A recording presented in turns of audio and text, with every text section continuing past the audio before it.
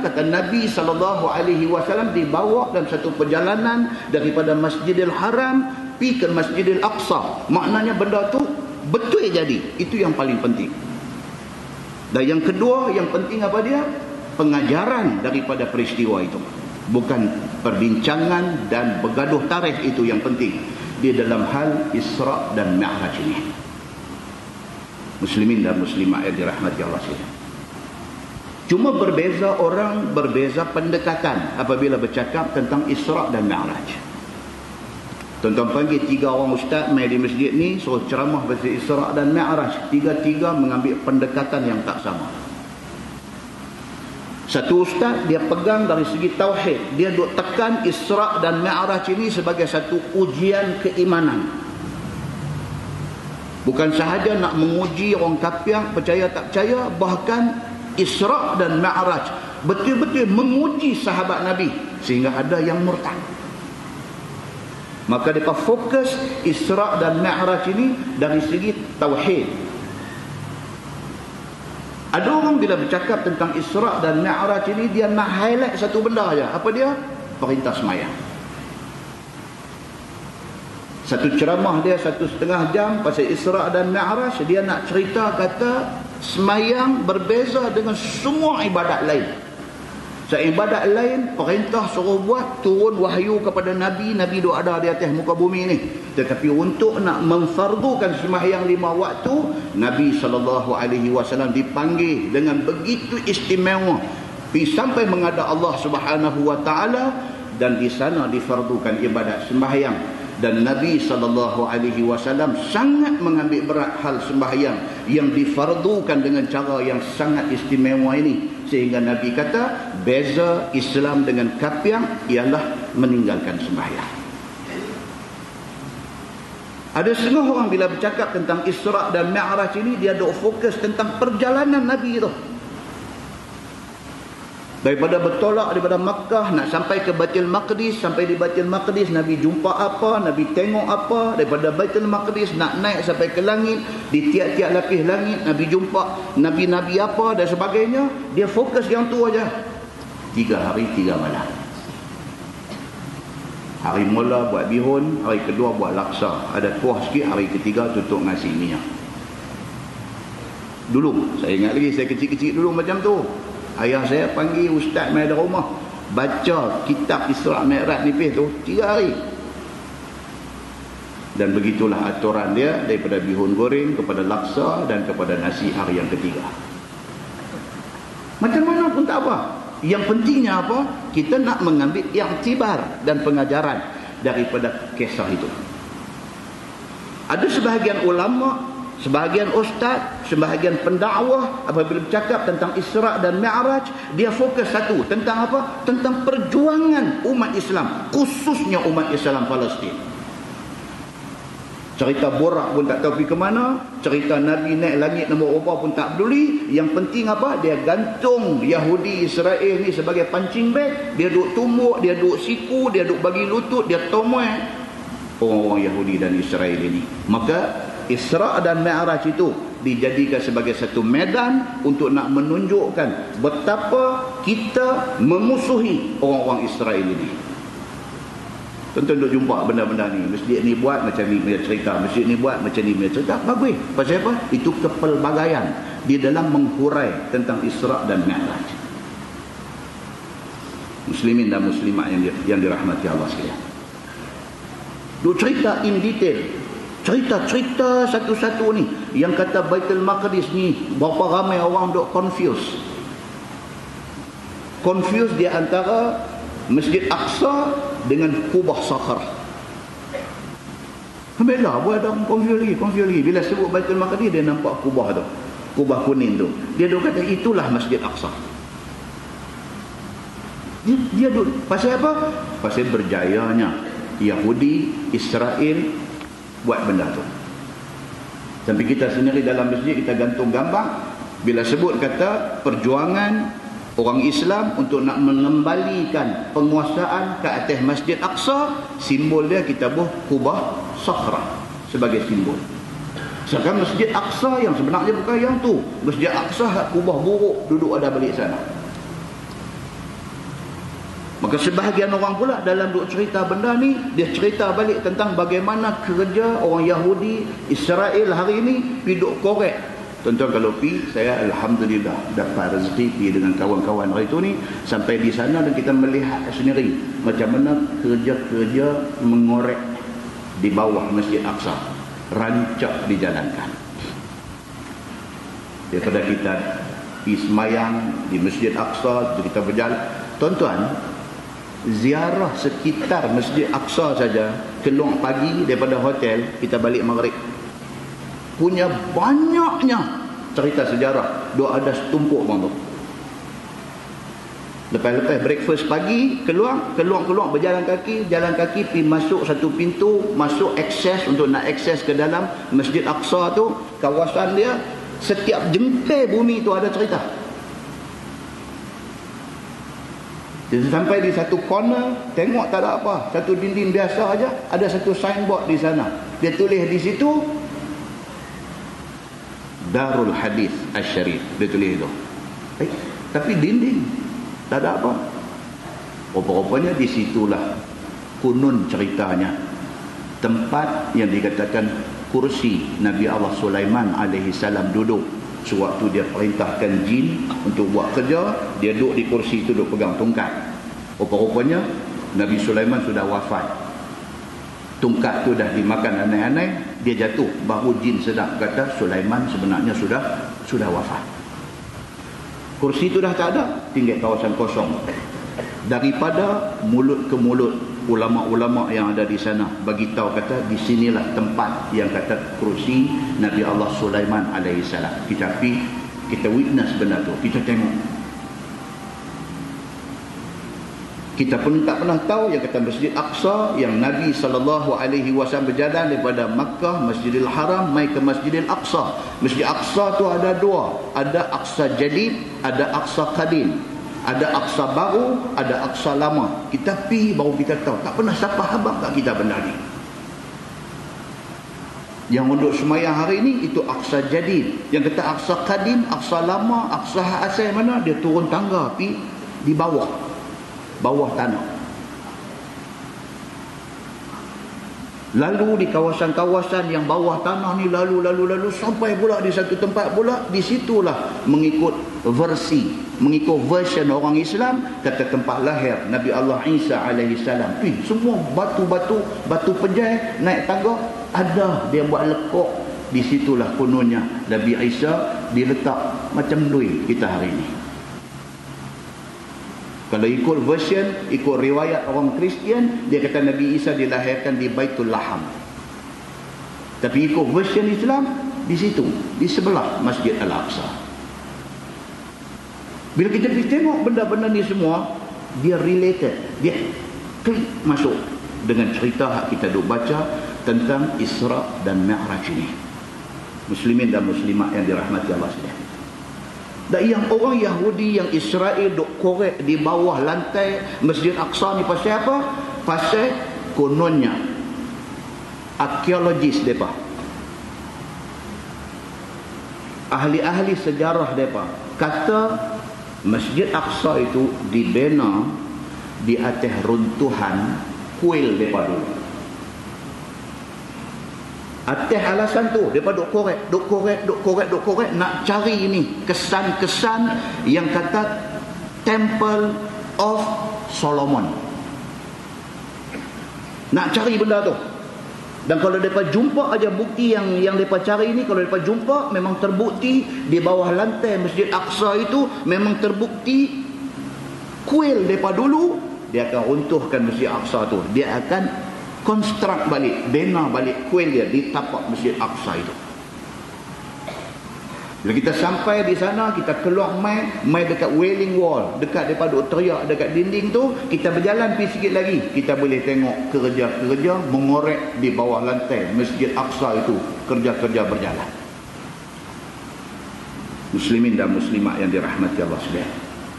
Demikian keadaan tempat yang menjadi tempat peristiwa besar Nabi sallallahu alaihi wasallam di dalam Isra dan Mi'raj.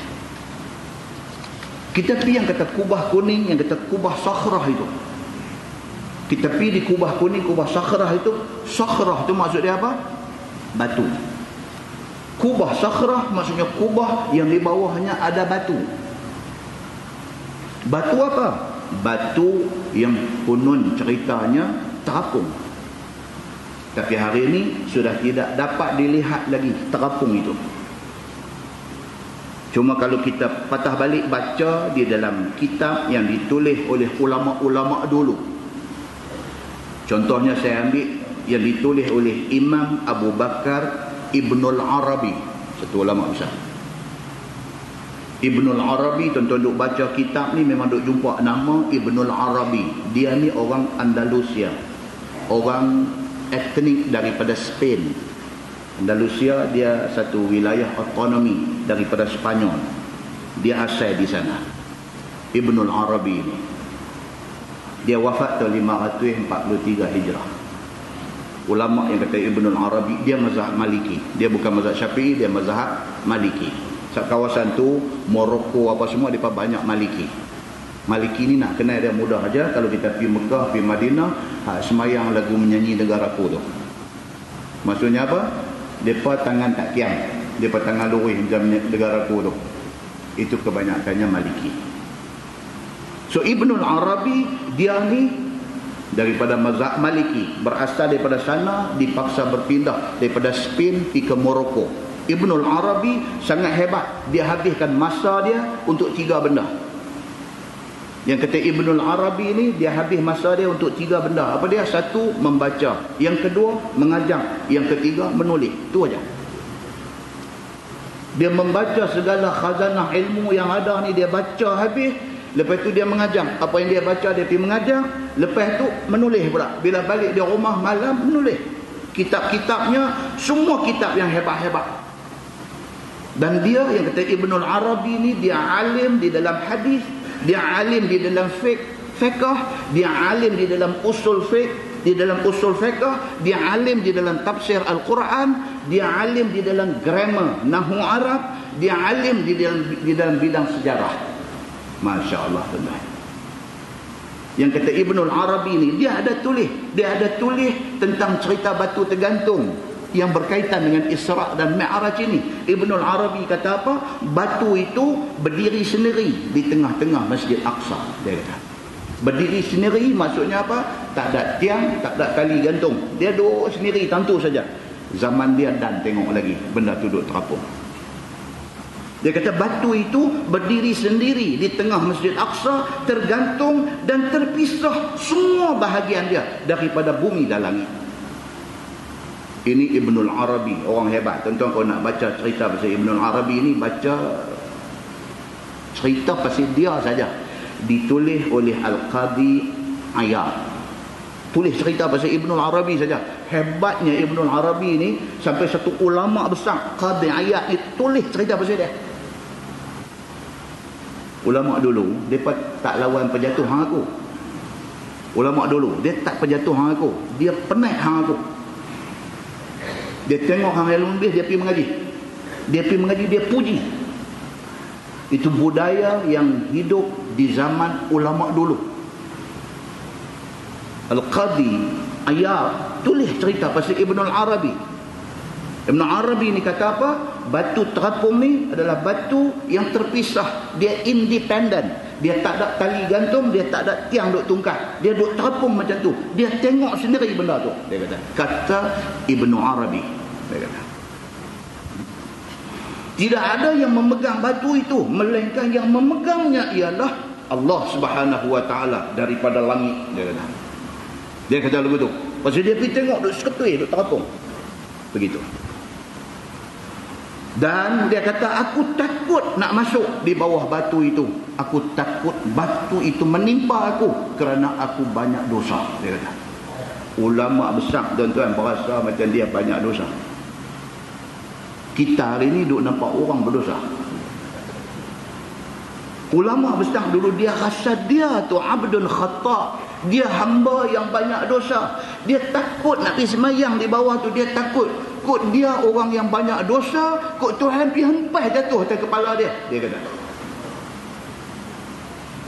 Dan dia kata kalau pi ke belah puncak arah selatan, dia kata disitulah, kata Ibnu Arabi, puncak sebelah selatan batu itu, disitulah tempat Nabi jijak untuk nak naik atas burak. Dia kata hari ni kalau tuan-tuan pi, saya pi hari tu, dia buat satu macam pondok telefon. Macam pondok telefon, dia pasang lampu hijau dalam tu. Disitulah bekas Nabi pijak. Dia buat satu macam semuruk masuk, macam pondok telefon masuk pi, kita cuma boleh suar tangan pi duduk apa pegang aja. Di situ adalah tempat yang katanya Nabi pijak untuk nak naik di atas burak sebelum dibawa Mi'raj ke Sidratil Muntaha. Muslimin dan muslimat yang dirahmati Allah, cerita-cerita ini bukan cerita dongeng, cerita yang ada sabitannya, yang sampai hari ini dikekalkan kewujudan dia untuk nak bagi kita berasa bertambah iman kita kepada Allah Subhanahu wa taala. Muslimin dan muslimat yang dirahmati Allah sekalian. Yang kedua, cerita tentang Isra dan Mi'raj ini ialah kita nak cerita tentang belah dada Nabi. Ada orang tanya saya, pasal itu saya buat main cerita ni malam ni. Ada orang tanya, dia kata, Ustaz, ni sempena Isra Mi'raj, nak tanya. Saya ada baca hadis, dia kata. Satu hadis cerita Nabi kena belah dada masa Nabi tengah duk main dengan budak-budak. Satu hadis kata malaikat Jibril mai kopak bumbung rumah Nabi, ambil Nabi pergi belah dada. Lagu mana tu? Dan betul-betul Nabi Isra Mi'raj ni masa dia budak-budak ke? Satu soalan. Dan Nabi ni kena belah dada 2 kali ke? Malam ni kita baca hadis dia. Pasal apa? Nak menjawab segala kekusutan ini, hadis sahaja yang boleh jawab, bukan hikayat 1001 malam. Hadis yang pertama daripada Anas bin Malik radhiyallahu anhu, kata dia, anna Rasulullah sallallahu alaihi wasallam atahu Jibril sallallahu alaihi wasallam wa huwa yal'abu ma'al ghilman فأخذه فصرعه فشق عن قلبه فاستخرج القلب فاستخرج منه علقة فقال جبريل هذا حظ الشيطان منك ثم غسله في طست من ذهب بماء زمزم ثم لأمه ثم أعاده في مكانه وجاء الغلمان يسعون إلى أمه يعني ظئرة فقالوا إن محمدا قد قتل فاستقبلوه وهو منقطع اللون وهو منتقع اللون. قال أنس وقد كنت أرئي أثر ذلك المخيط في صدره atau kama qal, hadis sahih riwayat Imam Muslim. Ini kes pembedahan pertama daripada Anas bin Malik radhiyallahu anhu. Dia kata Nabi sallallahu alaihi wasallam satu hari didatangi oleh malaikat Jibril alaihi salam wa huwa yal'abu ma'al ghilman. Ketika Nabi budak-budak, Nabi tengah duk main dengan kawan-kawan kanak-kanak dia. Ini pertama. Nabi masih budak-budak tengah duk main-main dengan budak-budak ni semua, Jibril main. Fa akhadahu, Jibril main dalam ramai-ramai budak-budak, Jibril pergi pegang Muhammad. Belum jadi Nabi, budak-budak. Jibril pergi pegang Muhammad, fasara'ahu, direbahkan Muhammad. Fashaqqa an qalbi, dibelah dadanya, diambil hatinya. Fastakhrajal qalb, fastakhraja minhu 'alaqah.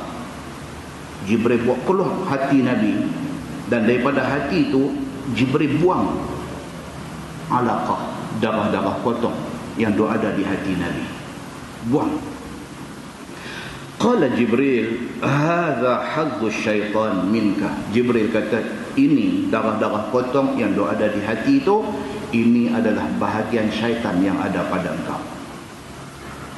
Nabi, nak jadi Nabi ini dibersihkan dulu daripada kekotoran syaitan. Ini belum cerita Isra Mi'raj, ini cerita masa kecil. Dibelah dadanya, dibawa keluar hati dia, dibuang segala alaqah, segala darah-darah kotor yang ada semua. Dan Jibril kata, ini darah potong ni, hadza hazzuz syaitan, ini adalah bahagian syaitan yang ada pada diri hang, cuci buang. Summa ghasalahu fi tastin min zahab bima'i zamzam, kemudian direndam hati itu, dibasuh hati itu di dalam satu wadah, satu bekas yang terisi dengan air Zamzam. Cabut keluar. Yang ni yang kata apa? Zaman dah dia kata open heart surgery. Yang orang sakit jantung kena bypass coronary tu, dia panggil open heart surgery. Bedah buka, pakai tu, renggang tulang dada ni. Dia bubuh tu lagu pomen, renggang tu ambil jantung bawa keluar, bubuh dalam besen. Open heart surgery dah kena kepada Nabi SAW masa Nabi budak-budak dulu. Dibawa keluar, dibasuh dengan bima'i zamzam, dengan air zamzam. Summa la'amah, kemudian dimasukkan balik, ditangkuk balik. Bekas belahan itu ditangkuk balik. Summa a'adahu fi makani, kemudian Jibril bawa Nabi pergi letak balik di tempat Nabi duk main tadi. Masa tu Nabi budak-budak lagi, ambil pergi letak balik tangkuk.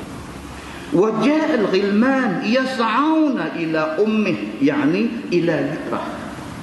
Budak-budak kawan sepermainan Nabi ni bila tengok main orang tak kenal, main pegang Nabi, bawa Nabi pi, perebah Nabi, belah dada Nabi, depa tengok macam tu, yas'auna, pakai lari balik pi cari mak dia, yakni mak susu dia. Sebab mak dia dah wafat lama dah. Pi jumpa mak susu dia. Pi jumpa, dia kata apa? Faqalu, kata budak-budak ni, inna Muhammadan qad qutila, sesungguhnya Muhammad dah kena bunuh. Dia kata.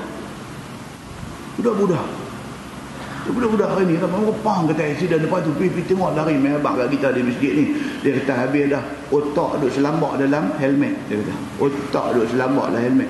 Bukan otak, darah kawan tu duk dalam helmet. Dia hamak otak duk ada selambak dalam helmet.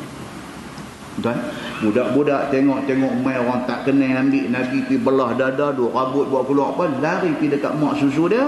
Dia kata inna Muhammadan qad qutila, sesungguhnya Muhammad dah kena bunuh. Dia kata fastaqbaluhu wa huwa muntaqi'ul laun. Orang pakat bangkit Nabi, tengok Nabi Muhammad berjalan balik. Nabi Muhammad berjalan balik dalam keadaan pucat muka dia. Pasal apa? Terkejut dengan peristiwa yang berlaku itu. Qala Anas bin Malik. Anas tak ada masa tu, Anas ni kecil lagi. Nabi hijrah main Madinah, baru mak dia bagi jadi khadam Nabi. Tapi Anas meriwayatkan hadis ni, kemudiannya dia cerita, kata Anas, waqad kuntu ar'i athara dhalikal mikhyat fi sadri.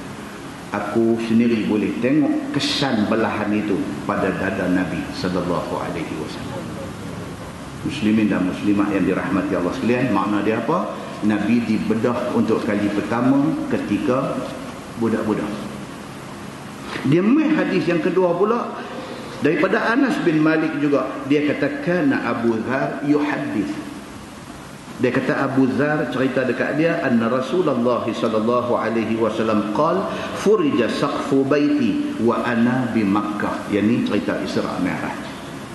Nabi sallallahu alaihi wasallam kata bumbung rumah aku dibuka. Nabi duduk ada di rumah, bumbung rumah dibuka. Wa ana bi Makkah. Nabi kata waktu tu aku masih di Mekah, belum hijrah ke Madinah lagi.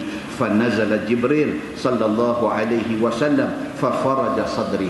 Jibril mai ambil aku daripada bumbung rumah, ambil aku bawa keluar pi. Fa faraja sadri, Jibril belah dada aku. Nabi kata summa ghasalahu min ma'i zamzam, kemudian dibasuh dada aku dengan air zamzam. Summa jaa bi tastin min zahab, kemudian dibawa mai satu bekas yang dibuat daripada emas, mumtali'un hikmatan wa imana. Di dalam bekas itu ada hikmah dan iman. Yang ni kita tak boleh faham. Jibril mai ambil Nabi daripada bumbung rumah, bawa pi belah dada dia, basuh dada dia dengan air Zamzam. Lepas tu di sana ada satu bekas, dalam bekas tu ada iman. Satu benda yang kita tak boleh habaq. Sebab iman yang setakat kita tahu, nah abang lubu mana? Iman. Iman ni macam karan, tengok tak nampak. Tapi ada tak ada? Ada. Macam mana tahu kata iman ada pada orang tu? Apabila dia dilihat takut pada Allah, dia ada iman. Tapi dalam hadis Isra' dan Mi'raj dibawa amai hikmah dan iman di dalam bekas. Fa'afraghaha fi sadri, dituang iman dan hikmah di dalam dada Nabi sallallahu alaihi wasallam. Summa atbaqahu, kemudian ditutup balik. Lepas dituang hikmah dan iman, ditutup balik. Summa akhadha biyadi, kemudian Nabi kata, Jibril pegang tangan aku, bawa. Fa'araja bi ila sama, maka dia mi'rajkan aku sampai ke langit. Ini pembedahan kali kedua yang dilakukan ke atas Nabi sallallahu alaihi wasallam. Muslimin dan muslimat yang dirahmati Allah sekalian, apapun cerita Isra' dan Mi'raj ini cerita yang mengandungi rahsia Allah yang sangat besar, yang ditakdirkan berlaku pada diri junjungan besar Nabi Muhammad sallallahu alaihi wasallam, kekasih Allah, manusia yang mulia. Mudah-mudahan kita beriman dengan cerita itu tanpa banyak cerita. Kita beriman dengan cerita itu kerana itu cerita yang sabit daripada Quran dan daripada hadis Nabi sallallahu alaihi wasallam. Mudah-mudahan mukadimah itu memberi manfaat kepada kita insya-Allah. Kita menggunakan Bahrul Mazi jilid 2. Bahrul Mazi jilid 2, muka surat 170. Muka surat 170, bab ma yaqulur rajul iza rafa'a ra'sahu minar ruku'.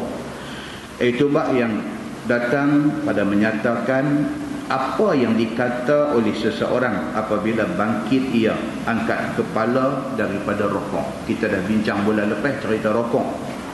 Macam mana yang kata rokok tu belakang dia macam mana, kepala nak tengok ke mana, semua dah tengok pada bulan lepas. Nah, malam ni nak cerita nak bangkit daripada rokok. Ni cerita semayang yang Nabi pergi ambil kefarduan dia di Sidratil Muntaha. Ni semayang ni kita duk baca ni. Ini bukan cerita kecil, ini cerita besar. Cerita satu ibadat yang difardukan Allah Subhanahu wa taala kepada Nabi sallallahu alaihi wasallam pada mulanya berapa waktu? 50 waktu. Tak pergi mana kita. Kuliah tak lewat. Baru baca mukadimah 10 minit berhenti mayang tu. Sambung baca 10 minit mayang pula. 50 waktu sehari semalam. Nabi sallallahu alaihi wasallam sebagai satu hamba yang taat kepada Allah, Allah kata 50 waktu sami'na wa ata'na, kami dengar, kami taat. Nabi ni kata apa? Okey, 50. Turun pi langit yang ke-6. Langit yang ke-7 siapa dia? Langit ke-7 Nabi Ibrahim alaihi salam. Langit ke-7. Langit ke-6 Nabi Musa alaihi salam. Turun pi sampai ke langit yang ke-6, Musa tanya balik. Hadis yang sahih. Musa tanya, Muhammad, apa yang Tuhan bagi dekat hang? Dia suruh aku dan umat aku semayang. Berapa banyak? 50 waktu. Musa golek kepala. Musa kata, kami sudah pun diuji Allah dengan perintah sembahyang. Ternyata kami gagal. Kalau kami umat yang badan besar ni pun gagal nak menunaikan sembahyang, kamu Muhammad, umat akhir zaman, badan kecil-kecil, jangan terima perintah 50 waktu ni, tak akan boleh buat. Pergi balik dekat Tuhan, minta korang. Muhammad patah balik, pergi dekat Tuhan, minta. Akhirnya tinggal 5. Pergi balik sampai tinggal 5. Sampai dekat Nabi Musa. Musa tanya macam mana? Dia kata tinggal 5. Pergi, dia kata jangan 5 apa tak boleh buat. Dia kata betul tak? Betul tuan-tuan? Betul. 5 pun tak boleh buat. 5 pun tak semayang subuh berkenyang. 5 ya. Kalau dia fardukan pukul 3 satu semayang, pukul 4 satu semayang, pukul 5 satu semayang, pukul 6 satu semayang, habis. 5 ni dia bagi kita tidur ni malam ni, tidur pukul 10 dah boleh tidur dah. Pukul 10 bangkit pula pukul 5.30. Tak boleh bangkit. Betul tak betul apa yang Nabi Musa kata? Betul. Tapi Nabi Muhammad SAW kata apa? Dia kata, malu aku kepada Allah. Sampai 5 pukul nak pergi minta aku orang lagi, malu aku kepada Allah. Kalau Nabi SAW malu dekat Allah nak minta aku orang pada 5, kita lagi kena malu kepada Nabi dan kepada Allah. Kalau 5 pun tak boleh buat. Kalau Nabi Muhammad tu nak pergi minta korang daripada 5 Nabi malu dekat Tuhan, kita ni kena lebih malu lagi. Malu dekat Nabi, malu dekat Allah. Kalau 5 tu kita tak buat. Itu yang nak abangnya. Ni yang kata sembahyang ni. Baik, now dia nak beritahu apa? Bangkit daripada rokok ni. Nak kata apa? Ketahuilah saudaraku, inilah puji-pujian yang dibaca di dalam rokok. Maka sayogialah seseorang itu jangan meninggalkannya. Dia kata kalau boleh kita pada tiap-tiap perlakuan semayang tu, apa bacaan yang disebut oleh Nabi dalam hadis dia, jangan tak buat. Daripada mula, daripada start ni Allahu Akbar tu, start daripada tu apa bacaan yang ada, kalau boleh jangan sampai tak baca. Ada orang dia nak sebut takbir intiqalat tu pun dia malas. Dia malas. Rokok Allahu Akbar, dia malas nak sebut Allahu Akbar. Dia kata pakai tu, imam sebut sudah. Dia tak sebut. Kan dalam hadis kata iza kabbara fakabbaru. Apabila imam takbir, maka hendaklah makmum hampa semua bertakbir. Tak segan yang tu pun. Tu imam Allahu Akbar, dia pakai rokok betul ya. Dia malas nak sebut. Maka dia kata di sini, dia kata apa? Kalau boleh. Dia kata walaupun benda tu kalau tak sebut batal tak semayang, tak batal, tapi kalau boleh, dia kata janganlah sampai tak sebut. Begitu. Kerana dialah amal Nabi SAW yang tiada Nabi meninggalkannya. Kerana Nabi semayang, Nabi sebut, jangan hampa tak sebut. Tuan-tuan, kalau Nabi boleh istighfar minta ampun dekat Allah sehari 70 kali, sehari 100 kali, kita ni kena lebih pada tu. Kalau kita 100 tak boleh nak sebut, malu kita kepada Allah, malu kita kepada Nabi SAW. Begitu. Kerana itu amal yang dibuat oleh Nabi SAW dan tidak ditinggal oleh Nabi SAW. Kata At-Tirmizi an Ali bin Abi Talib radhiyallahu anhu, kana Rasulullah sallallahu alaihi wasallam idza rafa'a ra'sahu min ar-ruku' qala. Dia kata, diriwayatkan daripada Ali bin Abi Talib karramallahu wajhah, katanya adalah Nabi sallallahu alaihi wasallam mengucap ia apabila angkat kepalanya tak kala bangkit daripada rukuk. Nabi kata, sami'allahu liman hamidah, rabbana walakal hamd, mil'ul ardi mil'as samawati wa mil'al ardi wa mil'a ma bainahuma wa mil'a ma syi'ta min syai'in ba'du. Itu dia satu riwayat kata baca panjang macam tu. Itu sebab kita pergi di Mekah Madinah, depak yang tidak lama tak lama, lama. Kita di sini lagu macam sami Allah liman hamidah, oh sujudlah. Bila kita pergi di Mekah, kita pergi di Madinah, semayang dengan Imam Syuraim, semayang dengan Imam Sudais, semayang dengan mereka ni semua, sami Allahu liman hamidah, sangat lama. Pasal apa? Pasal dua pasal. Yang pertama, mereka mazhab Hambali. Mazhab Hambali yang tidak itu rukun panjang. Kita mazhab Syafi'i yang tidak itu rukun pendek.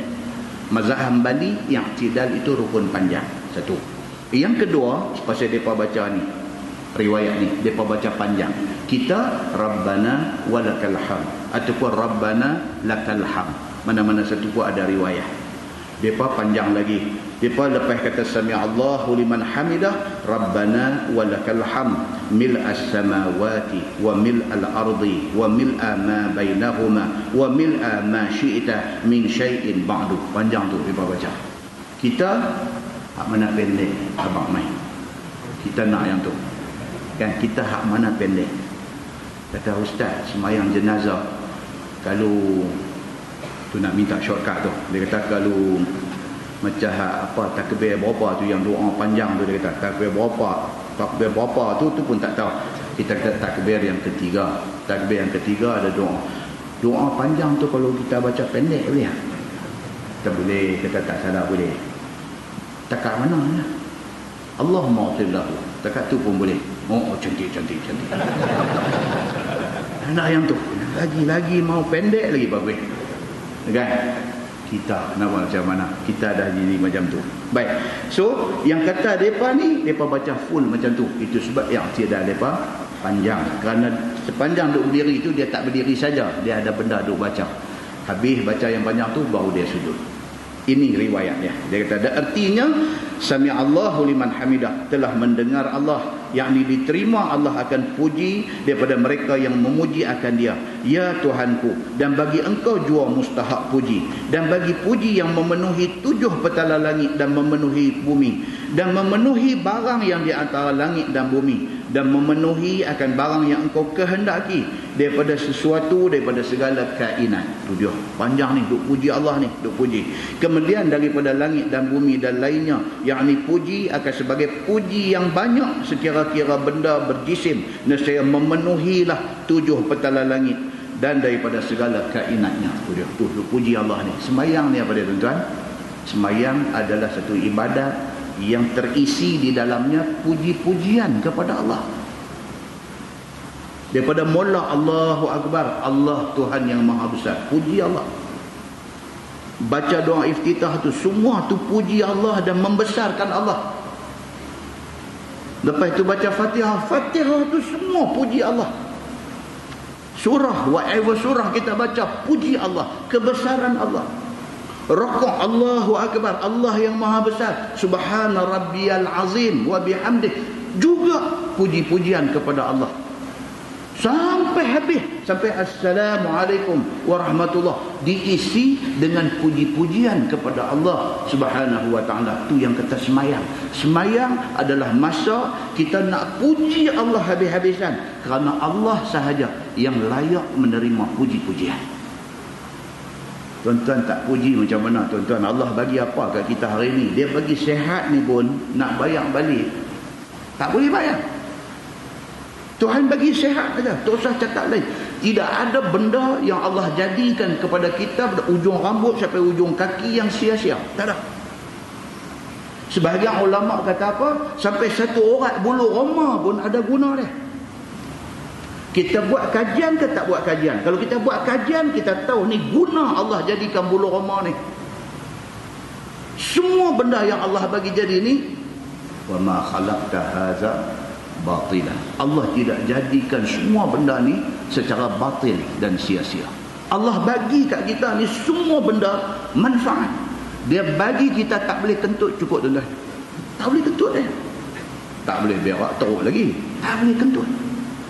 Saya zaman student dulu mengaji kan, pada abang kata dekat Sungai Wei, Kuala Lumpur kan, Sungai Wei, tepi Kelang tu ada roti telur kuah banjir. Mereka tahu, dia kata karan tu.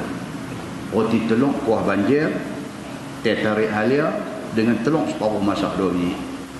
Musim-musim periksa mau pergi kena, baru dia main segar je. Pada zaman tu daun ketum tak ada lagi. Pergi kena yang tu. Satu sahabat saya pergi kena, apa sekali dengan kami semua ramai-ramai, balik naik motor, student, balik naik motor, dekat kat 12 biji motor, kali 2, satu motor 2 orang, 24 orang punya konvoi, balik daripada kena roti telur Sungai Wei, duk balik tu, kawan seorang duk menumpang belakang jatuh dengan jalan. Jatuh. Kawan bawa dia duk terpa api, duk cakap-cakap tak ada respon. Boleh tak ada, mana ada ni, mana api. Masa tu handphone pun tak ada lagi, tahun 80. Tahun 80-an. Tekanan bem orang depan boleh buka tahan monti. Yang boleh buat ni tak ada. Dia tak balik ke tadi? Dia balik ke kan? Mana api tak tahu. Lorong motor tu sebelah Federal Highway Kuala Lumpur tu, lorong motor tu one way, bukan boleh patah balik. Patah balik juga nak buat macam mana kawan hilang. Patah balik jalan kat tepi berderet 12 biji motor. Tengok jatuh terlentang duk tidur. Ada kawan yang dia selama kirim teh tarik, teh ais nak bawa balik, jurih teh ais tu atas muka dia pingsan atas jalan ni, jurih jaga dulu. Jaga kentut, beruk kata kentut. Nyata senonoh. Rupanya tuan-tuan, dia nak buang angin tak boleh. Dia mana jadi tu, dia tendang lagu mana tu, dia pengsan, dia hitam, dia jatuh betul. Dia jatuh pun tak sedap, duduk terkediang atas jalan tu. Sampai kawan patah balik main curik, teh muka tu. Baru jaga curik. Tuhan bagi keluar benda tu. Tuan-tuan ingat saya murung ke tuan-tuan? Nampak bukan macam murung. Ni gambar ni kita duk cakap malam ni ada kawan duk dengar ni. Kawan hak kenal ni dengar. Dia kata kawan ni cerita dia kata ni. Dah SMS masuk dah kawan ni. Tuan-tuan, nak abang kata apa? Nak abang kata apa pun yang Allah bagi dekat kita ni nikmat. Itu adalah nikmat anugerah Allah. Bukan kata Allah tak bagi. Allah tarik satu cukup. Muslimin dan muslimat yang dirahmati Allah sekalian. Jadi ibadat sembahyang adalah ibadat kita memuji Allah Subhanahu wa taala atas segala anugerah yang dia limpah mai dekat kita semua. Baik, kata At-Tirmizi bermula ini hadis hasan sahih. Dan pada bab ini ada riwayat daripada Ibni Umar dan Ibni Abbas dan Ibni Abi Aufa dan Abi Juhaifah dan Abi Sa'id, dan telah dikeluarkan dia oleh Imam Syafi'i di dalam Al-Um dan Muslim di dalam sahihnya. Kadang-kadang dalam kuliah ni saya duduk sendiri cerita-cerita lama masa sekolah kan. Orang yang berkenaan saya tak sebut pun nama dia, saya tak sebut dia duduk kerja apa, dia duduk mana lah ni. Tapi dia tu sendiri, bila dia dengar, dia telefon saya. Oh, itu budak Kelantan. Oh, dia kata sedap mu duduk cerita hal aku dalam kuliah. Dia kata sedap mu cerita hal aku. Awal, pasal apa? Cerita mana satu? Oh, sedap cerita, orang lupa pula. Dia kata kita cerita pasal dia, buat lupa. Dan saya cerita ada satu kawan, duduk di asrama, tiap-tiap malam duduk kena tindih hantu. Dia duduk kena tindih hantu. Tiap-tiap malam main duk cerita, dia kata aku begak, dia kata nak malam bagi tindih aku, dia kata tiap malam. Saya kata dia okey lah macam ni tukang, aku pergi tidur bilik hang tidur bilik aku, tengok macam mana nak jadi. Oh, dia kata boleh tukang. Saya pun ketang juga, bukan lepas ni sangat, hantu pun tak nak tengok. Dia bila tunggu, tadi tanya dia hang selalu kena pukul apa? Dia kata tak tentu, dia kata tak tentu nak kena macam dia kata. Tak tentu. Itu kita pun duduk tunggu tak main lagi hantu ni. Tunggu Lena yang nalih tu lah. Lena jaga juga subuh pagi esok lah. Kan? Turun di bilik. Tunggu dia kata Natal ni mari tindih aku sini pula. Tukar bilik dengan kita boleh kenal juga. Mana bukan pasal bilik itu, pasal dia kenal gang lah. Dia kata dia kenal gang. Hantu sapi tidur mana lah. Memang kenal. Telefon saya apa itu? Oh, sedap cerita pasal orang. Tapi orang tak tahu siapa dia. Kan? Muslimin dan muslimat yang dirahmati Allah sekalian. Baik. Kata dia masalah mengangkat kepala daripada rokok dan hukumnya. Ni cerita bangkit daripada rokok ni. Kata At-Tirmizi, dan bermula amal atas hadis dalam masalah itu di sisi setengah daripada ahli ilmi. Dan dengan dialah berkata Syafi'i, katanya diucapkan ini di dalam sembahyang fardu dan sembahyang sunat. Dan telah berkata setengah benak ulama ahlul kufah, diucapkan akan ini dalam sembahyang sunat sahaja dan tiada diucap dalam sembahyang fardu. Itu beza. Boleh kata majoriti ulama kata apa? Sembahyang sunat ke, sembahyang fardu ke, bila bangkit sebut sami'allahu liman hamidah rabbana walakal hamd. Tak kira sembahyang fardu atau sembahyang sunat. Sebahagian ulama lagi kata apa? Sembahyang sunat saja kata. Sembahyang fardu tak payah kata. Itu perbezaan pendapat. Baik.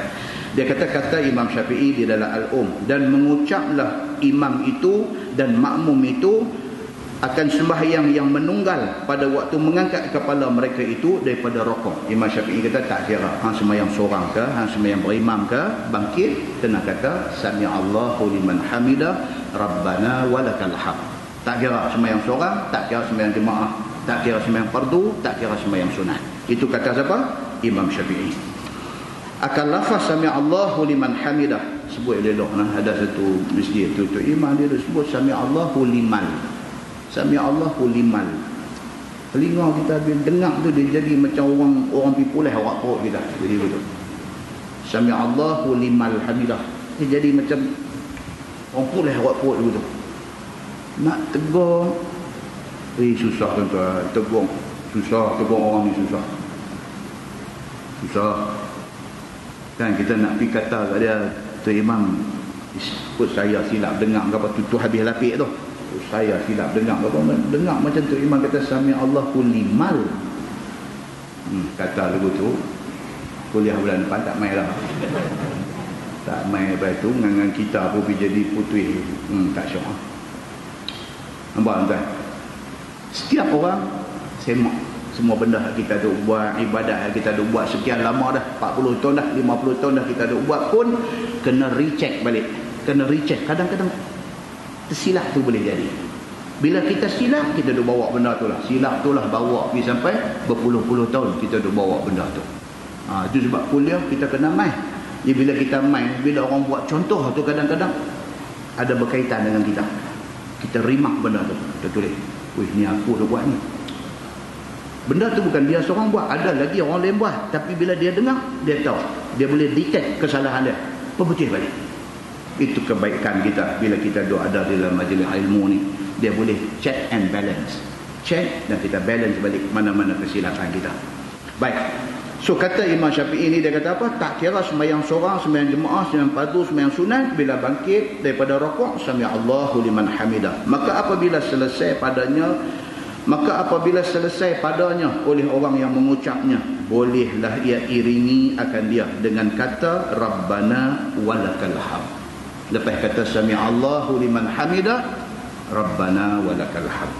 Dan jika diucapnya dengan kata Allahumma Rabbana lakal hamd, dia pergi kata macam tu, Allahumma Rabbana lakal hamd, boleh juga. Imam Syafi'i kata boleh lagu tu pun. Dan jikalau diucapnya dengan kata lakal hamdu Rabbana, dia ni satu punya kreatif. Hak depan dia bawa belakang, hak belakang dia umai depan, dia lagu tu. Orang kata Rabbana lakal hamd, dia kata lakal hamd Rabbana, dia pergi kalih kot tu.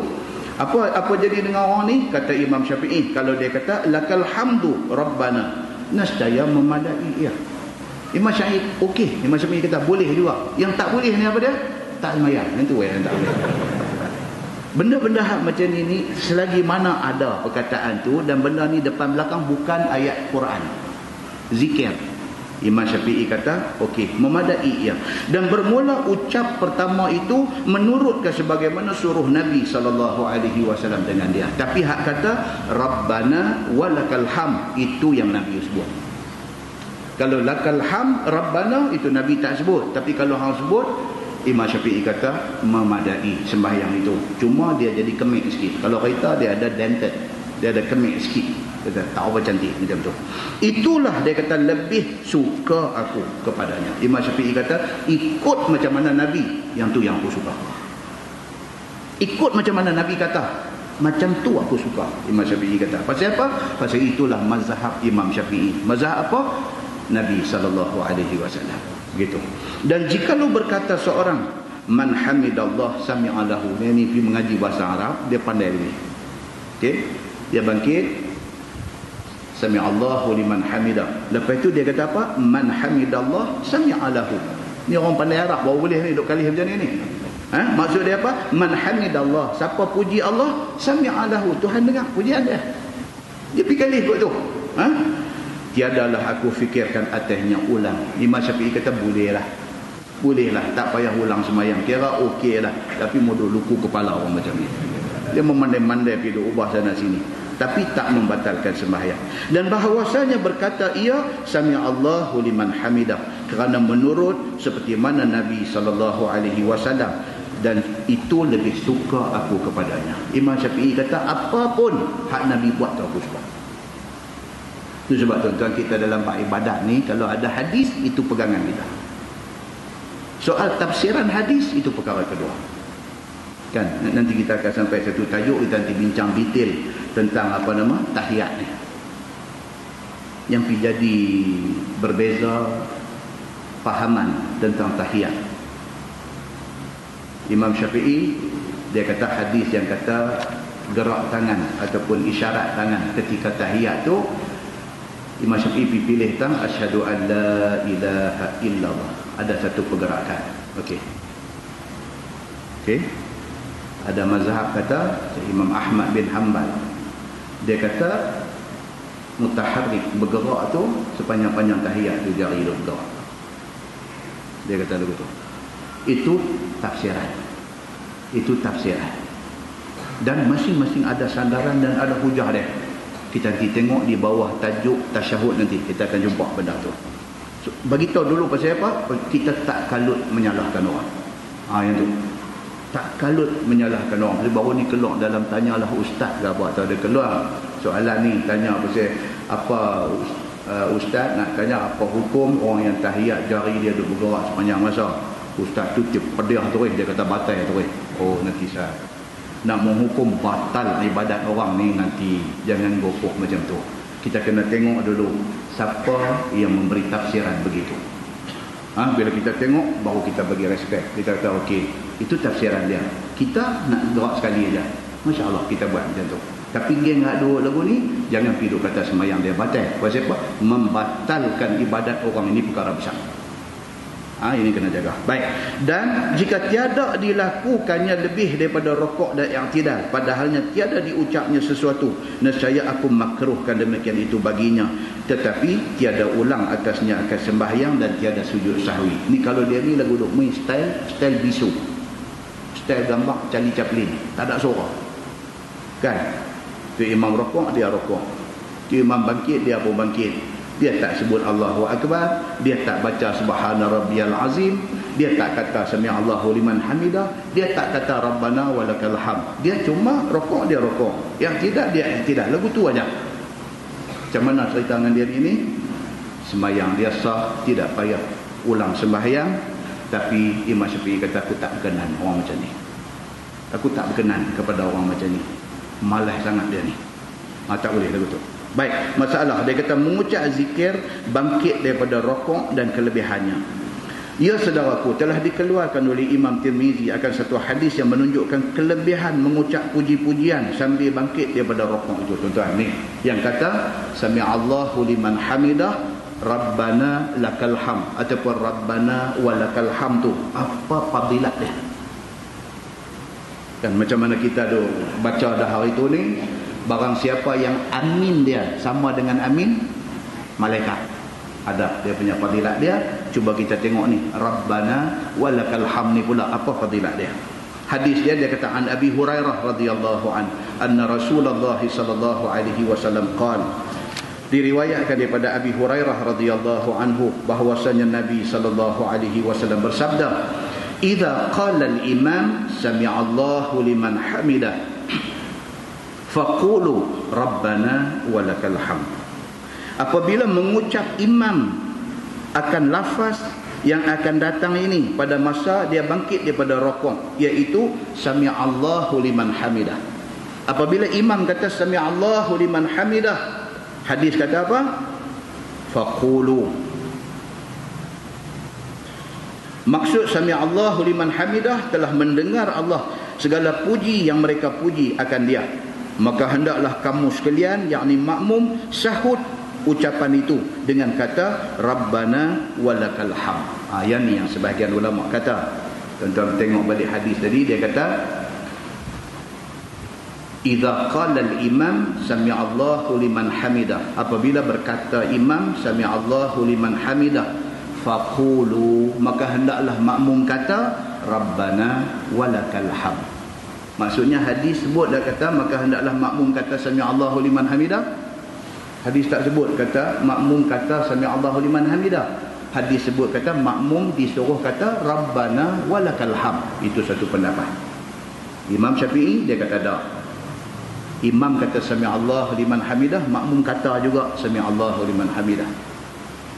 Rabbana walakal hamd kata imam, kata makmum kata.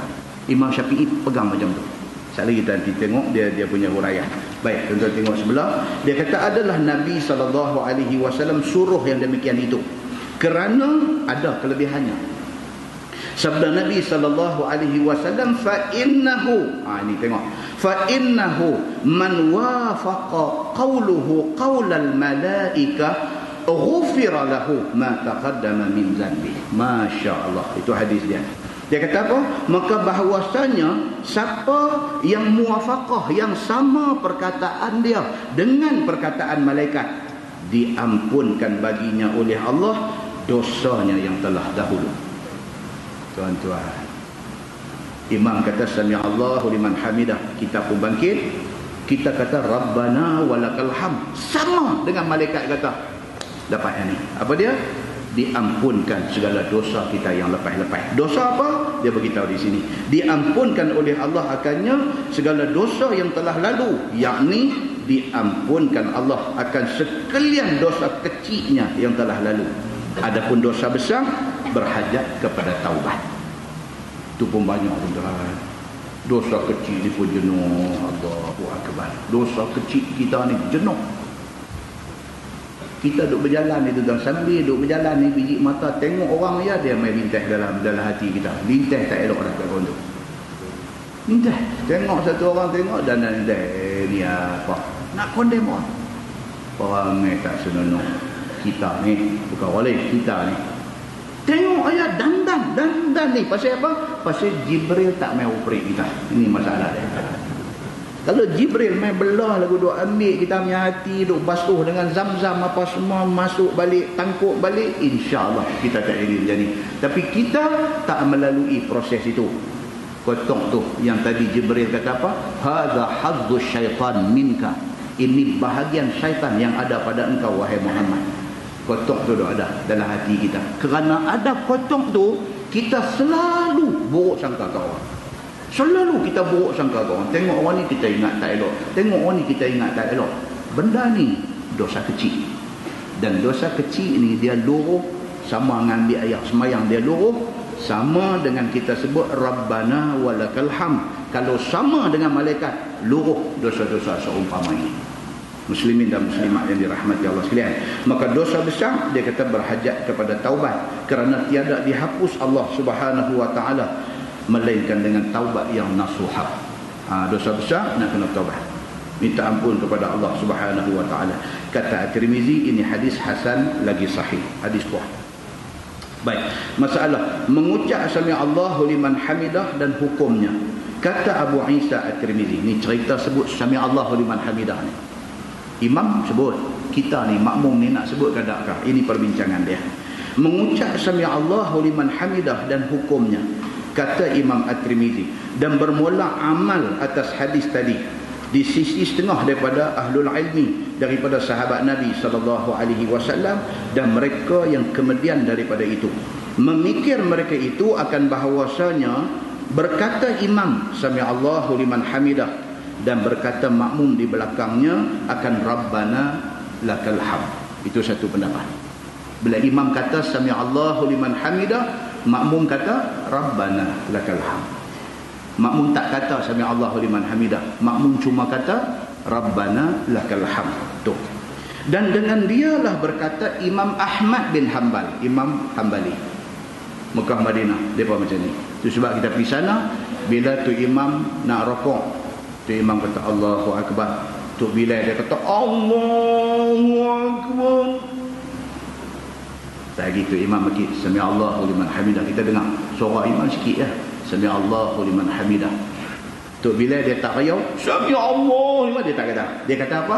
Rabbana wal. Pasal apa? Pasal Imam Hanbali dia berijtihad mengatakan berdasarkan hadis tadi, makmum tidak disunatkan sebut sami Allahu liman hamidah, itu sunat ke atas imam saja.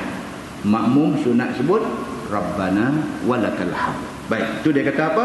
Pendapat itu pendapat Imam Ahmad bin Hanbal.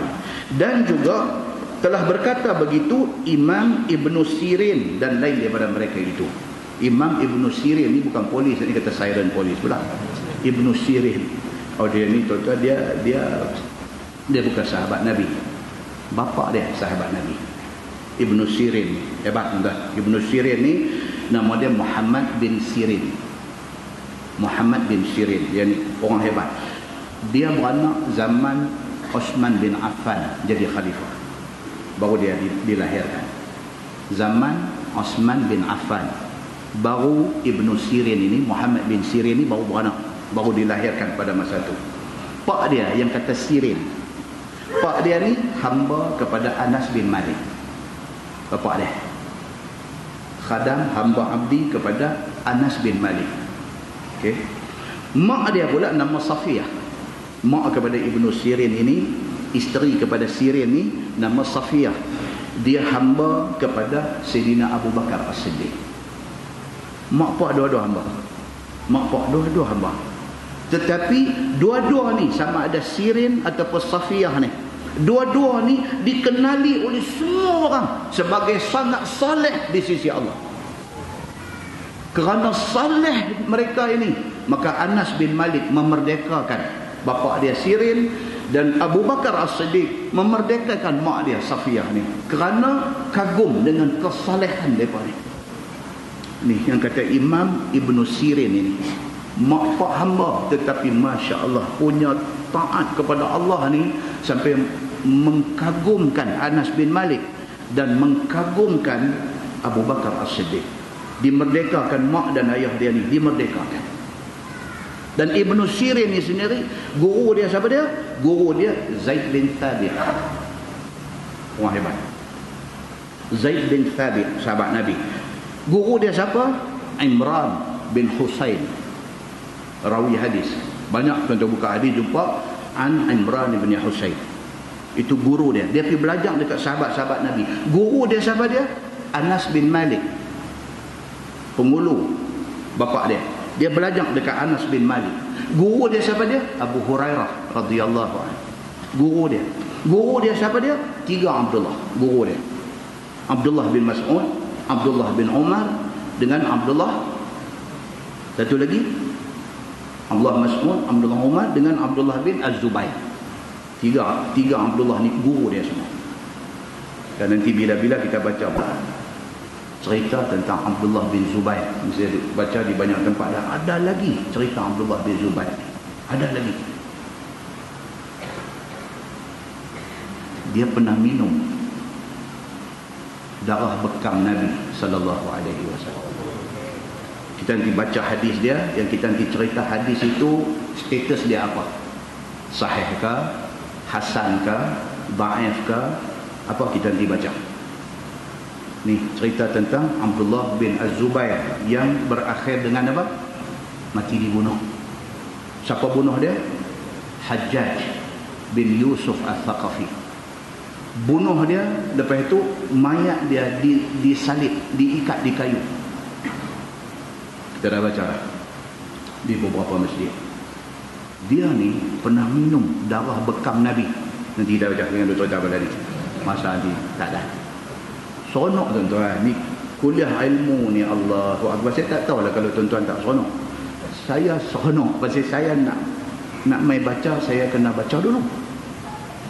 Bukan semua hak saya baca malam ni saya tahu dah. Ada yang saya baca sebelum mai baru saya tahu pun ada.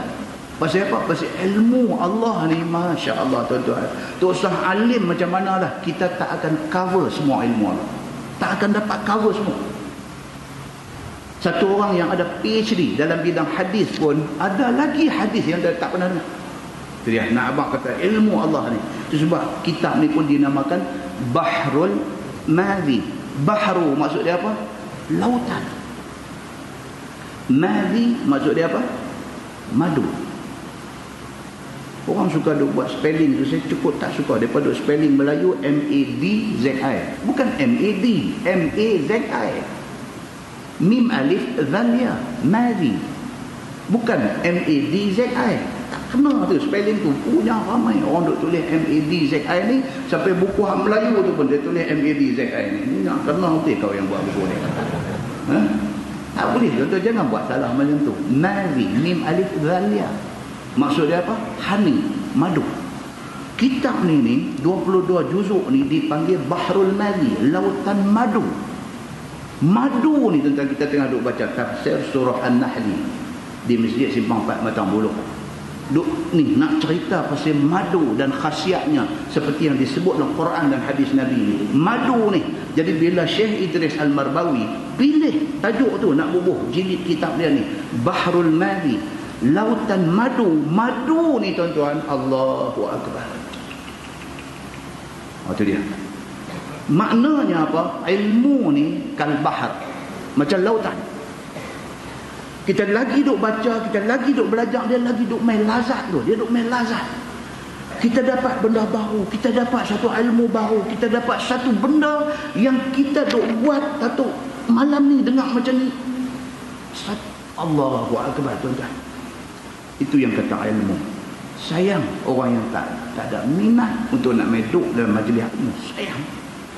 Allah bagi dekat kita minat ni, nak main, nak duduk dengar ni, anugerah ni Allah bagi kat kita ni. Teringat nak main ni anugerah. Duk tengok kalender dah, tengok kalender. Malam ni aku nak pergi masjid sekian-sekian. Malam ni masjid Bakar Aram. Malam ni masjid Penguluhin. Malam ni kita tanda dah. Pasal apa? Pasal kita nak ambil ilmu tu. Kalau tak dapat, kalau ditakdirkan tuan-tuan mai tak dapat ilmu, tuan-tuan dapat keampunan Allah. Cantik tak? Ni semata-mata mai duduk ni, keampunan Allah dalam tangan. Keampunan Allah ni, semua orang duk cari yang ni tuan-tuan, nak cari keampunan Allah. Dengan serba kelemahan, dengan serba dhaif yang ada, dengan serba tak elok yang ada pada diri kita ni, kita harap apa? Kita harap Allah ampun hak mana yang lebih kurang ada pada kita. Keampunan itu di antaranya ialah dalam majlis ilmu ni dijanjikan keampunan Allah Subhanahu wa taala. Ada orang tanya, ustaz, lah duk ada live streaming apa semua, kalau duduk di rumah dia kira short sekali dah, dia duduk dalam majlis ilmu dah. Saya kata tu tak tahu, tu kena tanya majlis fatwa. Mai habis je. Live streaming ni bukan abuan orang Padang Temusu. Yang ni abuan orang duduk di Petaling Jaya, abuan orang yang duduk di Sarike, Sarawak, abuan anak kita duduk mengaji di Mesir, abuan orang yang abuan depa yang nak main tak boleh. Kita tak boleh main-main. Pasal apa? Pasal kita nak ambil ni taman syurga Allah ni, kita nak ambil. Ditakdirkan telena pun tak apa dah. Keampunan Allah kita sudah dapat. Kalau jaga lagi cantik, keampunan dapat, ilmu pun dapat. Tentu kena tegur je sikit. Dia ubah warak tu yang tak tahan. Muslimin dan muslimat yang dirahmati Allah sekalian. Jadi dia kata, yang kata Ibnu Sirin tadi ni, dia sama macam Imam Ahmad bin Hanbal. Dia kata apa? Imam saja kata sami'allahu liman hamidah, makmum kata Rabbana walakal hamd. Itu pendapat Imam Ahmad bin Hanbal dan pendapat Ibnu Sirin yang kata mak bapak orang saleh yang menjadi hamba kepada Anas dan juga Abu Bakar As-Siddiq tadi ni. Baik, dia kata, dan berkatalah mereka itu yang di belakang imam seperti mana imam jua, iaitu sami'allahu liman hamidah Rabbana walakal hamd, dan dengan dialah berkata Imam Syafi'i. Dia kata Imam Syafi'i, dia kata apa? Imam kata sami'allahu liman hamidah Rabbana walakal hamd. Makmum pun kata sami'allahu liman hamidah Rabbana walakal hamd. Itu pendapat Imam Asy-Syafi'i. Tak salah, itu ijtihad dia. Itu ijtihad dia. Siapa pun berijtihad, bagi mereka pahala. Cuma satu atau dua. Itu saja. Nah, wallahu a'lam. Lepas ni kita masuk bab fi wad'ir rukbatain qabla al-yadain fi sujud. Ni dia nak cerita apa? Cerita daripada i'tidal, sami'allahu liman hamidah, nak sujud. Nak stand sujud tu macam mana? Nak stand sujud tu, adakah terus pinggan dahi begitu, ataupun turun dengan lutut dulu tangan, ataupun dengan tangan dulu lutut, atau macam mana? Ini perbincangan yang akan datang. Pasti kita tengok pun berbagai-bagai cara. Ada kan? Orang sakit pinggang, orang sakit lutut, dia turun tangan dulu. Pasal apa? Lutut dia tak apa cantik. Kalau dia pergi lutut dulu, jadi dia terpelecok, dia turun-turun. Jadi dia pergi tangan dulu, baru dia turun lutut dulu. Okey? Boleh tak boleh macam tu? Okey? Mazhab mana yang kata elok tangan dulu, baru lutut dulu? Mazhab mana selain daripada mazhab sakit lutut? Dia ada lagi satu mazhab. Kan? Mazhab sakit lutut ni pun satu mazhab. Jadi geng sakit lutut, dia akan tangan, baru lutut. Ada satu daripada mazhab 4 ni, ada yang kata tangan dulu baru lutut. Pasal apa? Pasal dia mentafsirkan itu keadaan lebih menunjukkan tawaduk kita kepada Allah. Dia bagi hujah macam tu. Dan tidak ada yang salah. Semua ijtihad itu betul belaka. Betul belaka. Cuma kita nak tengok nas, kita nak faham. Dan dia akan main satu hadis lagi yang Nabi bagi warning. Nabi kata jangan ada orang yang sujud seperti mana terum. Dia guna perkataan terum. Dalam bahasa Al-Marbawi, dia guna perkataan terum. Ta-ra-wa-mim. Terum. Jangan sujud seperti mana terum unta. Dia kata. Sujud macam tu Nabi larang. Yang kata terum unta tu macam mana? Dia terum tu macam mana? Kan? Itu perbincangan yang akan datang. Kan? Ni cerita nak turun pi dan nak sujud. begitu. Kemudian dia akan main cerita tentang as-sujud 'alal jabhah wal anf. Sujud mesti atas dahi dan hidung. Dia akan main perbincangan. Kalau dahi saja tak kena hidung, macam mana sujud tu? Kalau hidung saja tak kena dahi, ada ke orang macam tu? Ada. Pinocchio nama dia, orang putih. Dah baca, saya budak-budak dulu baca buku, tajuk Pinocchio. Hidung tu dia macam mana hotdog yang panjang. Dia harus, kalau semayang hidung saja nanti sujud. Jadi dia tak boleh sampai. Kalau ada Pinocchio, dia boleh sujud atas hidung saja. Boleh tak boleh. Dia nanti mai dalam perbincangan esok, boleh tak boleh sujud lagu duk letak kepala macam nak tidur lagu tu. Dia sujud atas side burn. Dia sujud kot tu. Dia bila pi nak je, dia kona lagu tu sujud. Sah ke tak sujud macam tu? Dia mai lagi perbahasan hukum ni saja gezek. Dia mai lagi perbahasan hukum, dia kata boleh tak boleh. Kawan ni dia tak niat nak sujud, dia tertomuh. Dia kata alang-alang tomuh sujud dia. Boleh tak boleh lagu tu? Tuan-tuan yang kata fiqh ni masya-Allah, kan? Lepas tu dia mai perbincangan tentang anggota sujud. Kalau satu orang pakai kepiah kolom, kepiah pakai sampai ke keni ni, pakai kepiah, dia sujud atas kepiah, sah tak sah? Satu. Dia ni pakai ketayak kolom, tapi ada lubang pula cari tu ni. Ini satunya ada cari pula tadi. Jadi bila dia sujud, ada kawasan cari sikit tu duk kena lantai. Sah ke tak sah? Habuan mazhab cari ketayak. Masya-Allah, dan kita tangguh dan ke bulan depan. Dan si cuti sekolah nak main. Di sekolah nak main. Kalau dan ada lagi satu kuliah. Lepas tu dia main Ramadan. Tuan, nampak tuan macam mana masa dia berjalan. Jemaat ni tak tahu nak punya duk main jemaat ni tu jemaat tu jemaat. Ni dia nak main tahun pula duk rasa cepat. Ramadan. Baru lagi rasa duk teringat lagi tazkirah Ramadan apa hari tu ni. Nak main pula Ramadan. Masa duk jalan. Masa jalan tu tak apa tuan-tuan. Bila masa berjalan laju, maknanya umur kita dengan ajal ni lagi laju duk. Ajal adalah satu yang statik. Dia duk tunggu kita. Bila Allah aja yang tahu. Takkan malam ni, takkan esok, takkan minggu depan, tak tahu tuan-tuan. Dan tengok ada jadi hari ni. Kita bila tengok tu mau duk ambil yang cibat. Mak ngaya nak keluar. Naik motor. Dilanggar tebing, jatuh, lori bagi, hancur. Anak 5 orang tinggal. Masa nak keluar rumah, mak pak pun tak tahu, kata tu dia nak keluar penghabis, anak pun tak tahu. Saya baca surah abang, anak perempuan yang besar tu kata apa? Dia kata kalau Tuhan boleh pusing balik masa. Anak tu cakap, kalau Tuhan boleh pusing balik masa, dia kata dia terima. Kematian ni sesuatu yang ditentukan. Dia terima. Dia kata, anak tu, dia kata dia terima. Tapi kalau boleh pusing balik masa, dia kata dia nak peluk mak dia putih. Mati dia terima. Itu satu masa yang dah ditetapkan. Tapi tak puas rasa. Patut tadi ni mau lebih lagi. Tuan. Hari dia, tak tahu hari kita. Polis di Kuala Kurau ke mana? Pai entah. Dia buat kerja biasa naik motor. Rondaan biasa. Depan mata satu van mai samun van rokok. Pencuri penyamun semua tahu tuan-tuan. Rokok Allah semua jual cash. Tak ada bayar cek, semua cash. Deliver rokok COD. Cash on delivery. Rokok. Berapa kedai dia pergi, satu-satu kedai berapa ribu lu ada dalam tangan dia. Penyamun tahu benar. Kalau saya tak buat benda ni boleh buat tahu. Dia buat tahu. Lori tanker yang duk pergi refill minyak Petronas Shell, semua COD. Ibuh yang minyak bayar berapa puluh ribu. Satu oncang duit dia. Penyamun semua tahu.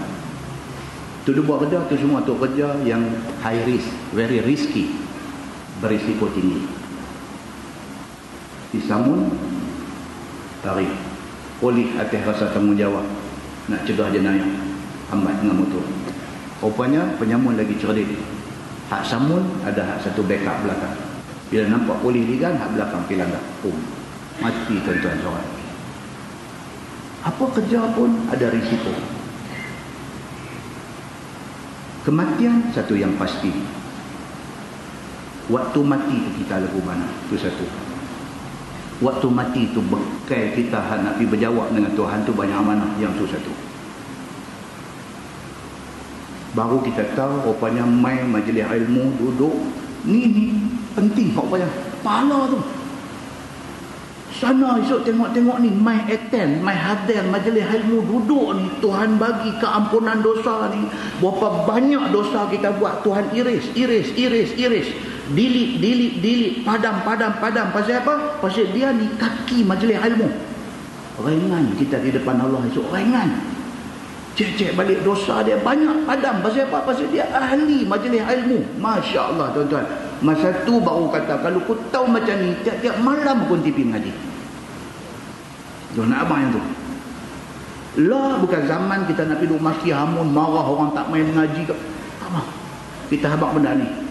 Hang tak buat, hang rugi. Yang tu ya. In ahsantum li anfusikum. Kalau hang buat baik abuan hang. Wa in asatum falaha. Kalau hang buat benda tak baik, benda jahat, hang terima panggung dia. Begitu je. Jangan duk kata kau orang ni hang sendiri lepas tak lepas. Macam kita duk marah orang tak mau dekat hudud. Sampai dia buat di lori lah ni tuan-tuan. Say no to hudud. Buh di lori. Lori duk bergerak atas jalan ni. Dia ni orang yang tak mau ni. Say no to hudud. Pasal apa tuan-tuan? Pasal kita tak terang kat dia.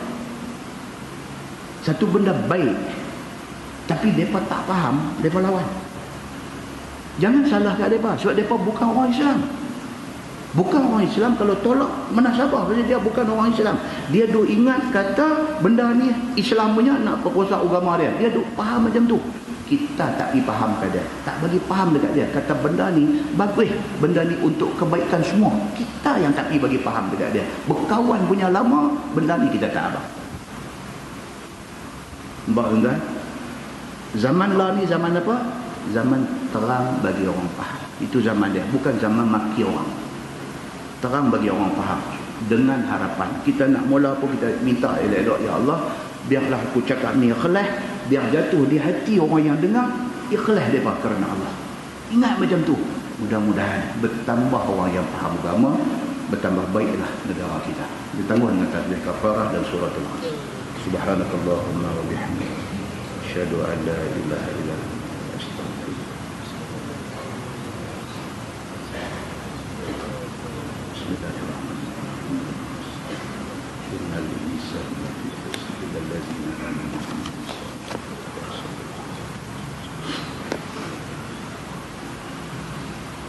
اللهم صل على محمد في الأولين والآخرين وسلم ورضي الله تبارك وتعالى عن ساداتنا أصحاب سيدنا رسول الله أجمعين.